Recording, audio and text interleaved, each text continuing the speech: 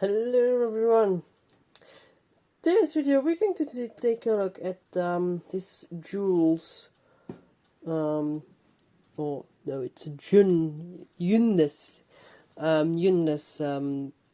workshop clock made in Zealand in the Netherlands. This is a fairly old clock. It is a mains powered clock. So yeah, this would have been pretty common back in the day in things like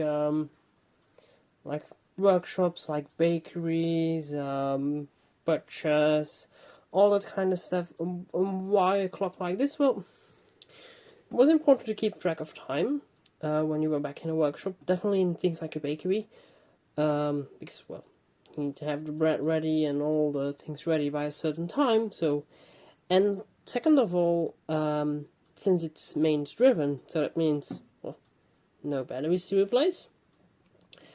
And as a plus point, since this mains driven, its accuracy directly depends on the mains frequency, which was kept quite accurately at 50 Hertz.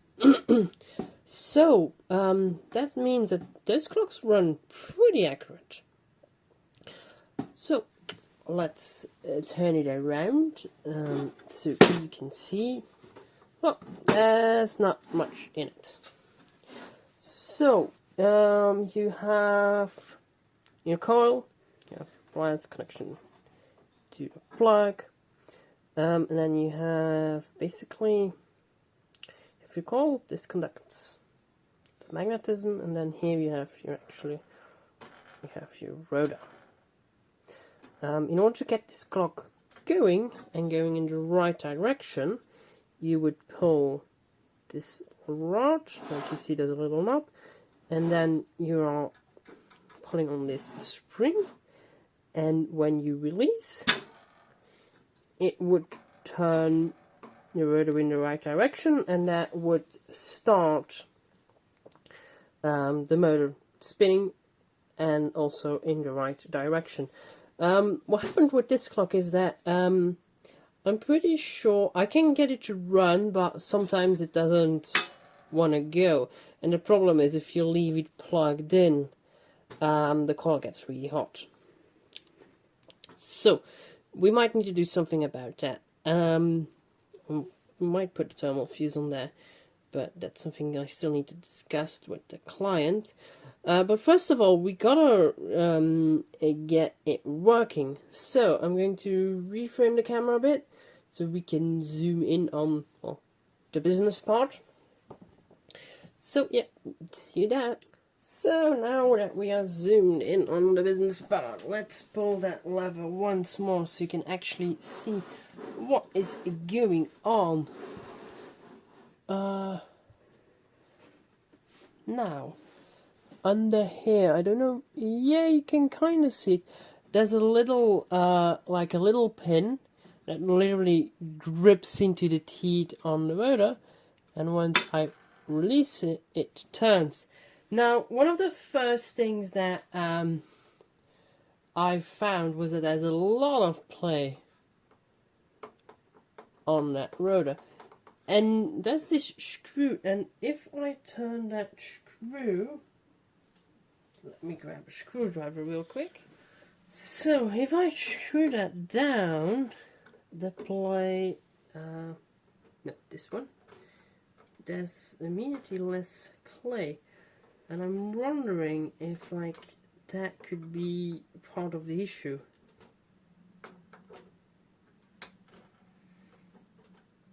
Because you can imagine that this clock does a lot of, like this motor does a lot of turning. So I'm going to plug it in now. Need to be a bit careful while it's plugged in.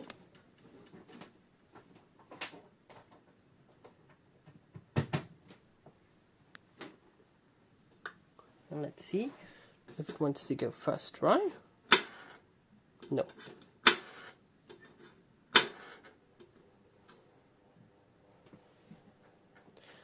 So now it wants to go.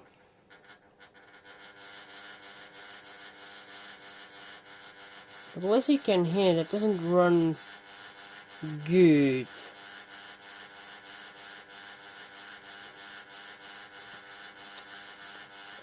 So, probably going to just disassemble it, make sure everything's cleaned, oil it, grease it, and then, well, we'll figure things out from there.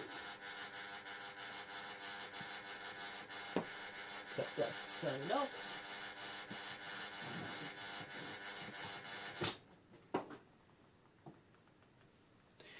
Now, first things first, let me see how to disassemble that and which tools I will need. I'll see that. So I'm going to start with removing the little level here. Presuming if I apply it open far enough, it should be able to get it out. Almost.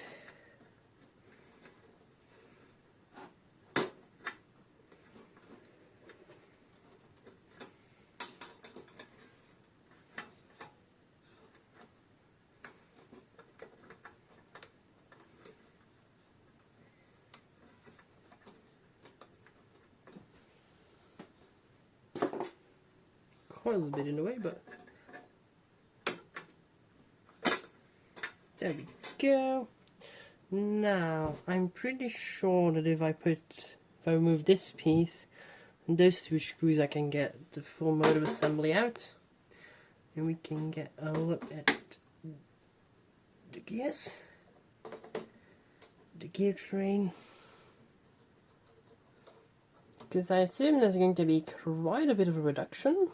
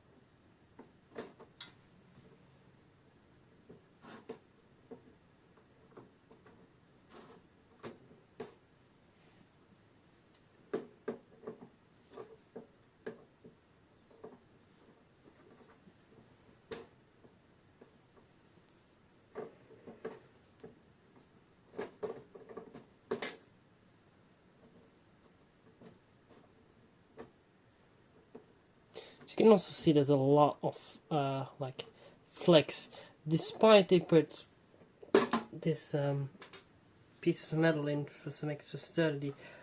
There's still quite a lot of flex in there.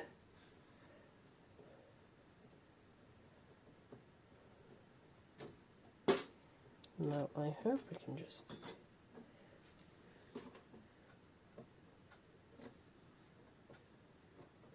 okay.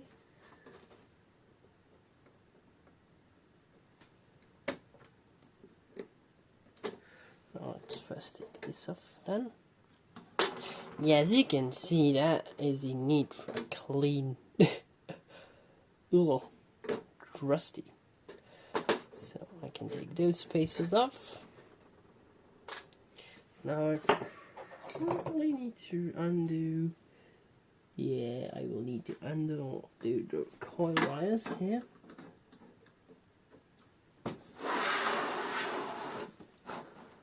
Because otherwise I probably rip them off. So I'm going to be really careful.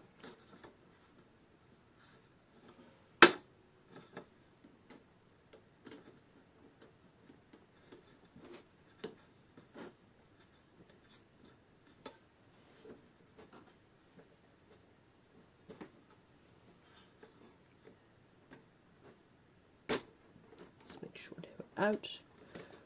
Yes, and that one.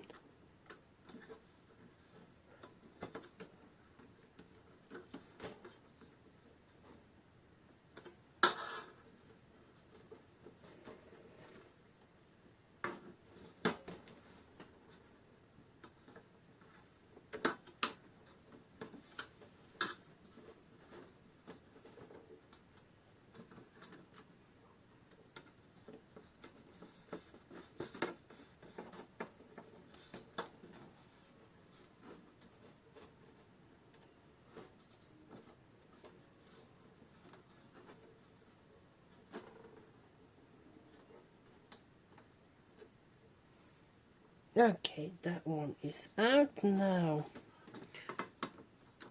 It's loose, so let's give it a little bit of persuasion.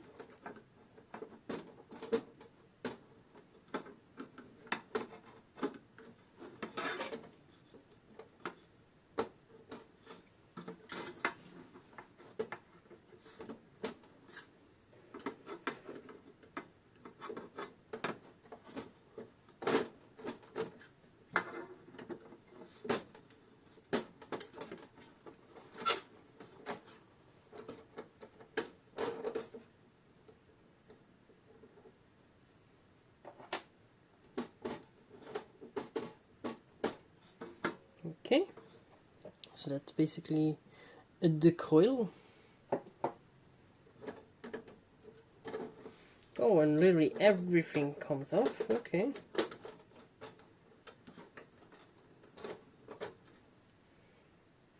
This is basically the part that magnetism will take.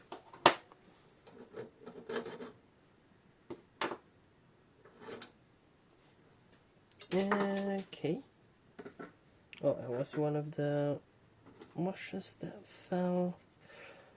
Now, those gears are very crusty.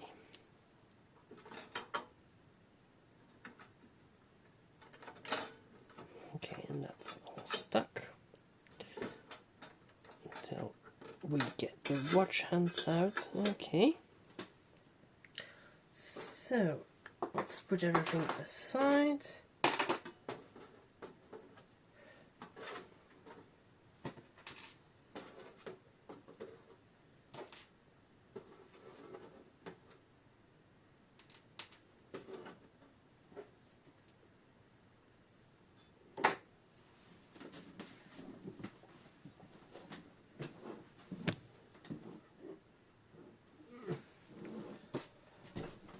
Because now we're going to need to take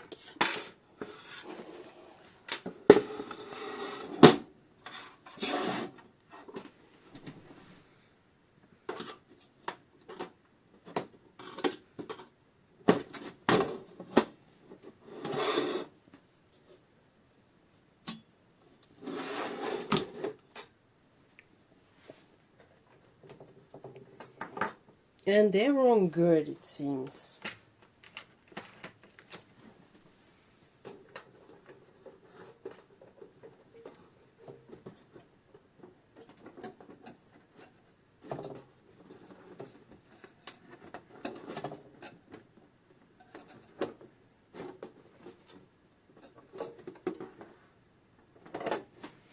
Yeah, they're on real good.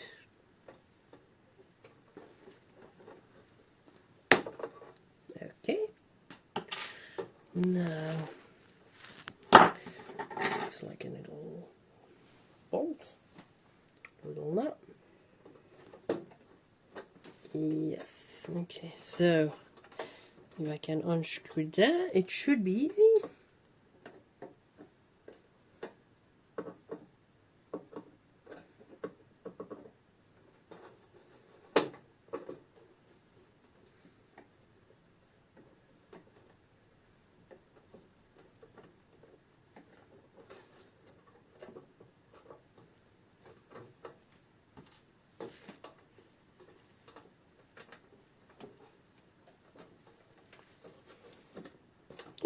Well, not yet. Still needs to resist a bit.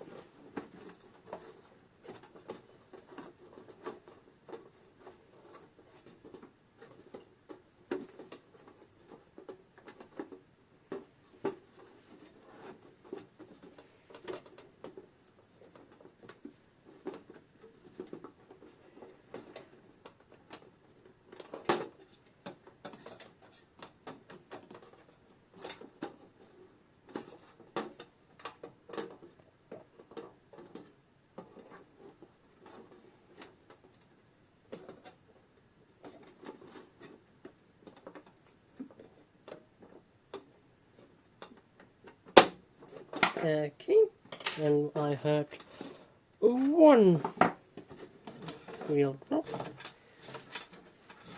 Look at that.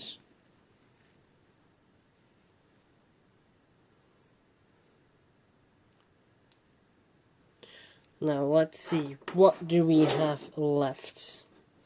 Because maybe it might not be needed to... it's probably best if we get everything off.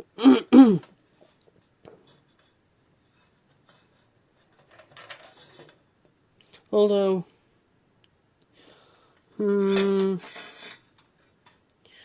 let's see. Let's try it. If I can get it off easily, then I will, otherwise it will stay.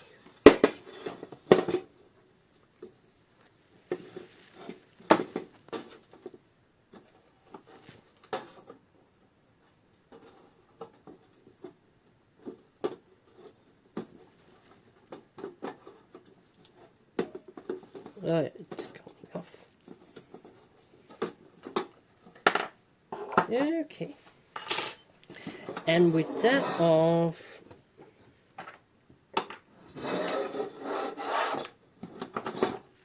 I can unscrew everything so I can get everything good clean.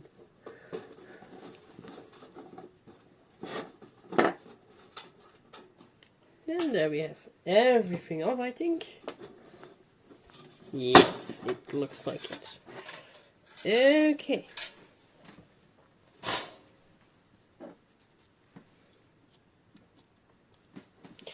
Now, that was a spacer. Now I'm going to remove this because I can't put it in the ultrasonic cleaner. I'm pretty sure that's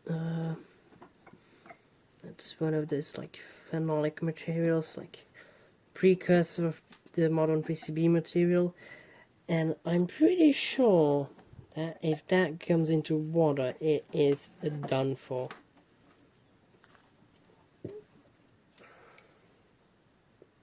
It also doesn't really, well,